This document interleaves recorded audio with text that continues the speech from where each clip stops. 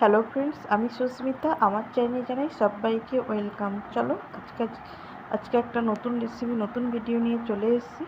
চলো আজকে করবো গুড় আম। আমগুলো প্রথমে ধুয়ে নেবো ভালো করে, যেহেতু আমগুলোর গায়ে আঠা লেগেছিলো, চ্যাটচ্যাট করছিলো, তো আমগুলো কাটার আগে একবার ভালো করে ধুয়ে নেবো। ধুয়ে নেওয়ার তারপর আমি আমগুলো ছাড়িয়ে নেবো। ছাড়িয়ে নেওয়ার পর আবার জল দিয়ে ধুয়ে নেবো।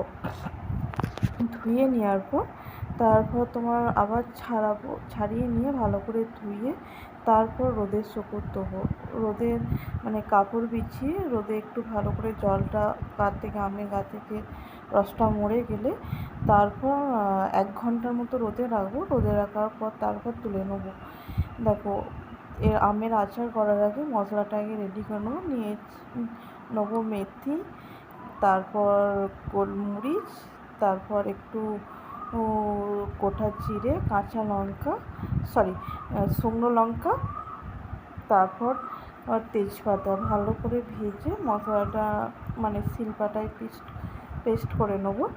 জল দেবে না, শুকনো গুঁড়ো করে নেবে। গুঁড়ো করে নেওয়ার পর গ্যাসটা জ্বালার পর কড়াইটাকে একটু গরম করে নেবে। গরম করার পর তারপর গুড়টা দিয়ে দেবে। গুড়টা ভালো করে পেস্ট হয়ে গেলে গলে গেলে তারপর আমগুলো দিয়ে দেবে। ওকে, তো আমগুলো দেওয়ার আগে প্রথমে ভালো করে গুড়টা ভালো করে যাতে গলে যায়, আর চেষ্টা করবে একদম জল ইউজ করবে না আচারে।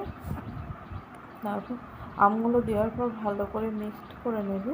এরপর আমের আচার কখন হবে বুঝতে পারবে, যখন তোমার কী বলতো আঠালো আঠালো ভাব হবে, তখন তোমরা নামিয়ে নেবে।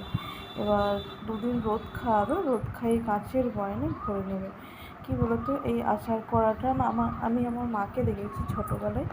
আমার মা আচার করতো, আমি বসে থাকতাম। আর যে কোনো রান্নার রেসিপি বলো, যে কোনো জিনিস বলো, আমার মায়ের কাছ থেকে শেখা। আমার ছোটোবেলায় আমার মা যদি রান্নায় ঘরে কিছু করতো না, তখন আমি আমার মায়ের কাছে বসে থাকতাম যে কী করছে, কীভাবে করছে।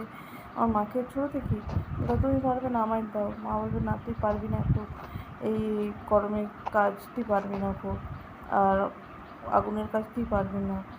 দিয়ে বিশেষ করে আমার বাবা জানো তো রান্না করতে দিত না। শুধু বলতো, মেয়ে হচ্ছে পরের ঘর, যেহেতু সবই করতে হবে, তো এখন করতে হবে না। দেখ, গুড়টা ভালো করে মিক্সড করে নিয়েছি। এবার কী বলতো, সামান্য একটু হলুদ দিয়ে দেবো, সামান্য 1 চিমটে, কালারটা আসার জন্য। এবার দেখো, কয়েকটা শুকনো লঙ্কা দিয়ে দিয়েছি। আমগুলো আমি দিয়ে দেবো। দিয়ে দেওয়ার পর আচারটা কী বলতো, যতক্ষণ দেখবে যে হয়ে গেছে, কী করে বুঝবে হয়ে গেছে, আঠালো আঠালো ভাব, যেন রসটা যাতে মরে যায়, তখন তোমরা নামিয়ে নেবে। ভিডিওটা ভালো লাগলে লাইক, কমেন্ট আর শেয়ার করবে। আর চেষ্টা করবে আচারটা 2 দিন রোদ খাওয়ার পর তারপর কাঁচের বয়ামে রাখবে।